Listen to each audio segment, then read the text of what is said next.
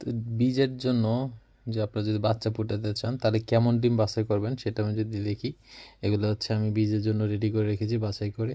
তো এটা শেপটা সাইজটা দেখুন, এটা সাইজটা ঠিক আছে এবং এরকম সাইজগুলো হচ্ছে এগুলো ভালো। আর এটা একটু চৌকা লম্বা, এগুলো বীজের জন্য ভালো হবে না, তো এটা আমি হচ্ছে আলাদা করে ফেলি। আর এখানেও এগুলো হচ্ছে বীজের জন্য রেডি করা,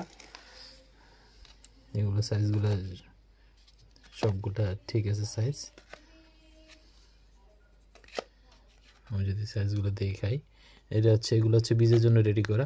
আর এখানে দেখা যাচ্ছে যে এই ডিমটা এটা কিন্তু নর্মাল সাইজের থেকে একটু বড়, তো আর এটা হচ্ছে চোখা বেশি, তো এটা আমি বীজের জন্য রেডি রাখি নাই।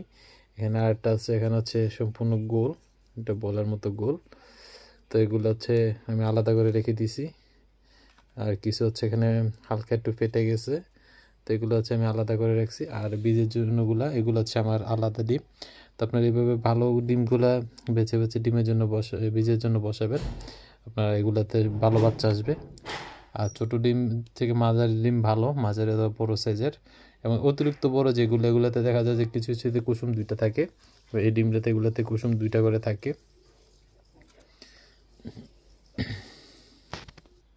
বীজের জন্য তো আপনার বাচ্চা ফোটানোর জন্য ভালো ভালো ডিমগুলা